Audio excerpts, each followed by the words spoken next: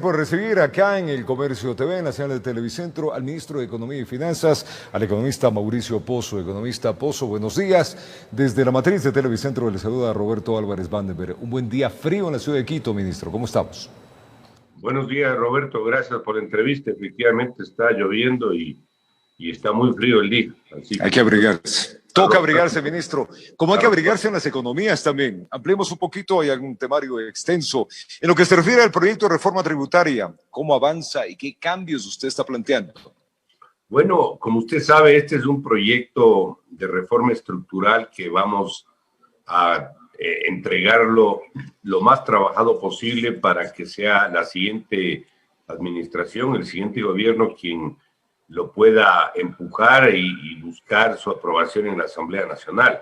Nosotros estamos trabajando con un grupo de técnicos del gobierno, técnicos del SRI y algunos apoyos técnicos también de los multilaterales, sin costo para el Estado, de tal suerte de ir perfeccionando un trabajo que elimine mucho de lo que tenemos. Hay mucha distorsión en el sistema impositivo, hay que manejarse en una línea de simplificación, de eliminación de algunos impuestos también, de una reducción gradual de otros y eventualmente de una revisión de otros también. Es decir, este es un trabajo integral que no podremos saber cuál es el contenido real hasta que prácticamente no se lo termine, pero estos son los principios sobre los cuales estamos trabajando, de tal suerte de tener, ojalá, un esquema lo más perfeccionado posible que permita no topar impuestos, al menos por los próximos 4 años, es decir, que haya una señal de tranquilidad tributaria, de estabilidad tributaria para los inversionistas de aquí y de afuera y contribuir con ello a la propia reactivación económica.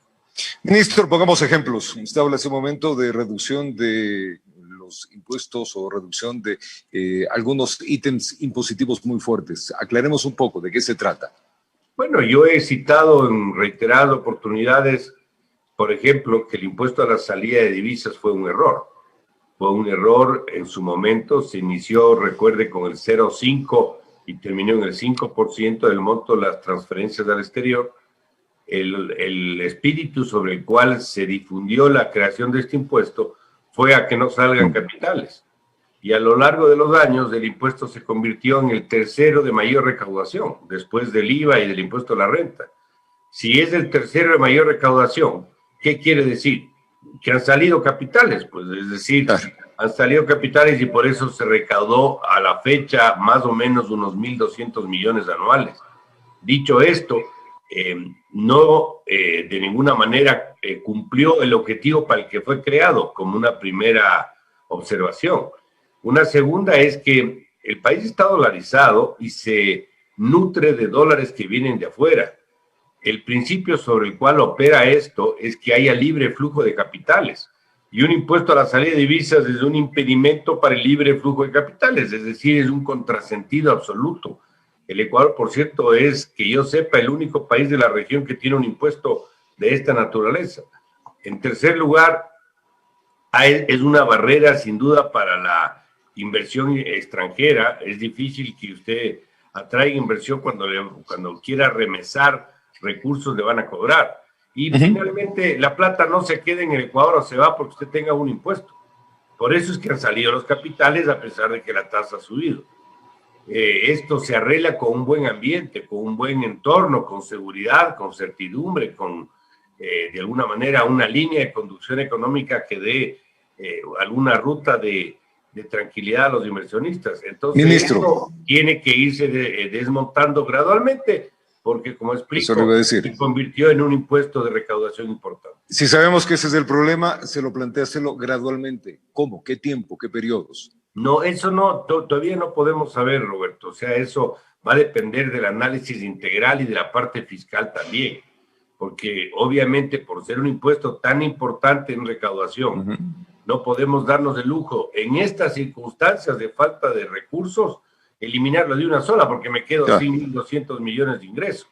Hay que ver cómo lo elimino y cómo va compensándose eso con un proceso de reactivación, con el eventual ajuste de algún impuesto que no sea este, es decir, hay que hacer el análisis completo. Entonces no puedo a estas alturas atreverme para decirlo en qué tiempo y en qué porcentaje o en qué forma. La verdad es que a donde tenemos que apuntar es justamente en esa dirección.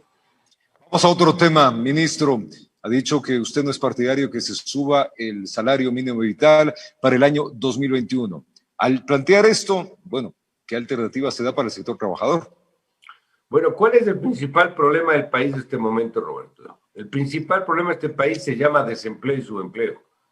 La formalización laboral es muy baja en el Ecuador, es decir, la cantidad de gente que tiene un trabajo que gana más del mínimo, que tiene afiliación a la seguridad social, que trabaja el número de horas que esté en la norma, es un porcentaje pequeño. La gran mayoría, alrededor del 70%, o está desempleado o está subempleado. ¿Cómo le parece que con ese problema que tenemos y con un crecimiento de los precios negativo, tenemos deflación, están cayendo los precios, porque no hay demanda? ¿Qué le parece en ese ambiente hablar de aumento salarial? A los pocos que tienen trabajo, no tiene sentido. Esto no tiene sentido. Nosotros tenemos que buscar que la gente tenga un empleo, no que los poquitos que tengan empleo suban su salario. O sea, no solo que es injusto e inequitativo, no es correcto, no va en la dirección que tiene que ver y técnicamente es un error, porque usted tiene que asignar salarios en función de los precios, de la evolución de los precios que estamos viendo que lejos de subir están cayendo, y en función de la productividad. Y si usted hace el comparativo de eso respecto a los países vecinos, Colombia, Perú, o se va a Chile, usted va a ver que los niveles salariales son inclusive menores que en Ecuador. Entonces, yo no estoy proponiendo que bajemos los salarios, porque hasta hay restricciones salariales. No llego a eso, pero me parece que no es el momento de pensar en aumentos salariales. Si hacen algún ajuste absolutamente marginal, bueno, pero el tema de fondo es el que le digo. O sea, me parece hasta ofensivo para la gente que no tiene empleo observar que a los que sí tienen le suben el salario y no se hace mucho para que la gente que esté fuera del círculo del trabajo consiga un empleo. Entonces, pero el gremio de los trabajadores, ministro, ha dicho que esto es por ley y se debe hacerlo. ¿Se ha planteado alguna alternativa? Bueno, el ministro de Trabajo, que es el principal responsable de esto, está en estas negociaciones. Nosotros tenemos obviamente que plantear un esquema, una propuesta, pero lo de fondo es lo que le acabo de citar. Y usted es el hombre del dinero. El ministro de Trabajo el ministro Ich tiene que bueno, intentar arreglarlo, pero usted es el hombre del dinero. No, pero yo no manejo los sueldos de los trabajadores privados. Yo estoy para... Pero los públicos sí. Sí, pero más allá de eso, yo creo que aquí hay que defender conceptos. Si hay que hacer algún ajuste, yo diría hasta marginal, podríamos analizar, pero lo de fondo no es eso, lo de fondo es lo que le estoy diciendo. O sea, el país tiene deflación, es decir, los precios crecen negativamente, caen los precios en promedio, 1. 2, la productividad no da. 3, el comparativo con los otros países es de un nivel salarial menor. Y 4, el gran problema es el empleo, no son los salarios. El gran problema del país es que la gente no tiene trabajo. Y en eso hay que esforzarnos todos para que eso pueda empezar a cambiar. Ministro, y hablando de esto mismo en salarios, estamos al día con el sector público, se está preparando los décimos de Navidad. Bueno, eso es parte de las responsabilidades que tenemos. Estamos acercándonos al cierre de noviembre, ahí tenemos con dificultad, haciendo peripecias, como yo digo, vamos a poder cumplir con los sueldos y salarios, y por eso estamos haciendo todo lo que estamos haciendo en la búsqueda de recursos, en el ajuste de las cuentas y todo para poder cumplir con las obligaciones de diciembre, que como usted conoce y todo el país conoce, es un mes donde se duplica el rol de pagos. Tenemos que pagar el doble por la presencia del 13º sueldo.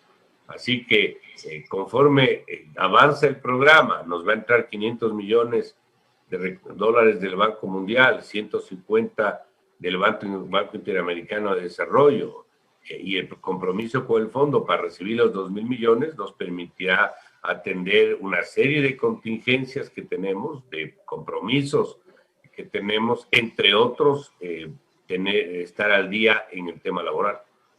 Sin duda, ministro, hay que preguntarle este tema también. El COVID-19 está muy latente, hay que tener presupuestos para comprar las vacunas, hay que estar en lista. Ya tenemos este presupuesto. ¿Cuánto va a gastar Ecuador? Bueno, nosotros hemos coordinado con el Ministerio de Salud para el aporte de esa cuota inicial, llamémoslo así, que se atendió para poder participar en la dotación de las vacunas para esta pandemia. Eso ya está entregado, ya está coordinado, ya está acordado, y lo que tenemos que hacer es esperar cuando esto esté listo. Y obviamente la prioridad del presupuesto del Estado y de las políticas públicas, sin lugar a duda, es salud. Entonces nosotros estaremos prestos a cumplir con todo lo que sea de cumplir para poder atenuar el impacto de esta pandemia que ha sido obviamente muy dura para el país. ¿Ya tenemos una cifra más o menos en cuánto vamos a gastar, ministro? ¿O todavía no estamos en supuestos? No me quisiera adelantar, todavía no tenemos. Se ha hecho un aporte, no recuerdo la cifra exacta, pero fue alrededor de unos 15 millones de dólares. Pero obviamente lo que usted ha visto que nos ha costado la pandemia a lo largo de los años, solo el impacto de eso en términos fiscales son 8.000 millones de dólares. Por eso es que hemos tenido los problemas que hemos tenido. Y por otro lado, tenemos el impacto que nos rebota para el financiamiento de la pandemia en la propia actividad económica. Sin duda. La actividad económica está en recesión menos de lo que se estimaba, y eso es una buena noticia, pero eso no quiere decir que la baja de ingresos tributarios, por ejemplo, acumulados en los primeros meses, no tenga ningún tipo de repercusión. Por supuesto que tiene una repercusión. Recién en el mes de octubre, septiembre, estamos viendo que los impuestos se comportan mucho mejor que, por decirle, abril o mayo. Pero igual tenemos un acumulado que tenemos que enfrentar. El precio del petróleo se cayó frente a lo que estaba previsto, y la producción también, porque recuerde, la rotura de los oleoductos. Entonces, eso nos ha generado un problema adicional, y la monetización por la recesión económica tampoco se dio porque era muy difícil encontrar un ambiente para que se interese por entrar a adquirir o a participar con activos del Estado. Entonces, todo eso en conjunto ha sido la repercusión de la pandemia, y nosotros hemos tenido que enfrentar eso con la ley humanitaria, con la ley de ordenamiento de las finanzas públicas, con un esquema adecuado de focalización de subsidios a los derivados, con el financiamiento externo con los multilaterales, con la renegociación de la deuda y con todo lo que estamos haciendo ahora hacia adelante. Entonces, este es un trabajito bien complicado. No podemos dejar de hacerlo, porque mi responsabilidad al menos es ordenar las cuentas y mantener esta economía a flote y generar las condiciones para que su recuperación económica sea mucho más dinámica de lo que está en las estimaciones actuales. Y en eso mismo, ministro, hay otros temas que también sin duda preocupan a un gremio. Hablamos de los mecanismos de compensación que se va a utilizar por el incremento justamente del precio del diésel como resultado de la aplicación de las bandas. ¿Qué está pensando hacer el gobierno? Bueno, como usted conoce, las bandas se establecieron para independizar la fijación de los precios en temas internos, inclusive políticos, le diría yo, y que respondan a la realidad del mercado internacional, como es en todas partes del mundo. El precio del petróleo se fija en el mercado internacional, no se fija en el Ecuador. Los derivados de igual manera. Entonces la fórmula lo que hace es vincular lo que está pasando afuera con la fijación de los precios internamente. Y en ese sistema lo que ocurre es que los precios fluctúan en una banda del 5%. Van a fluctuar en el tiempo. Entonces hoy puede subir el diésel, por decirle, pero mañana puede bajar el diésel. Es decir, igual en el caso de las gasolinas. Entonces, esto es un tema que el mercado ya de alguna manera va absorbiendo, porque es un sistema no perfecto, pero sí mucho más eficiente del que teníamos. Entonces, esto va a ir operando en el tiempo. Entonces, un sistema de subsidio, por ejemplo, para el tema del transporte por el diésel, no puede desconocer que qué pasa si mañana baja el precio. Entonces ahí le quito la compensación. Entonces no es un tema que hay como verlo solamente bajo una lectura, sino bajo toda la lectura completa. Y el otro elemento es que los ajustes que se han producido son tan pequeños, Roberto, son tan pequeños, que si usted le involucra en el costo total de la transportación, es un valor sumamente marginal. No quiero decir con esto que no estemos estudiando el tema, por supuesto que lo estamos haciendo con el Ministerio de Transporte también, pero sí es bueno saber dónde estamos pisando y sobre qué base se tiene que tomar una decisión. Ministro, el COE ha pedido la suspensión de las fiestas de Navidad. Ha dicho que, por favor, por tema de la pandemia, se suspendan todos los agasajos, fiestas, reuniones, en fin, ferias que se tenía previsto o que tiene previsto, tanto las actividades particulares, sobre todo en el incremento que se puede tener. ¿Cuál es la pérdida que vamos a tener? ¿Ya se ha planificado o se ha visto medidas compensatorias? No hemos tenido todavía no es una lectura, sino una información que nos permita hacer el cálculo del impacto de esto a nivel nacional. Obviamente sí nos preocupa porque hay una situación de actividad económica derivada del propio turismo nacional, por ejemplo, claro, y de los sectores de entretenimiento. La industria de la hotelería está pasando un momento muy difícil. Igual todo lo que es atención al público en restaurantes, etcétera. Entonces, esto es un tema muy, yo le diría, muy sensible y que impacta mucho en el comercio.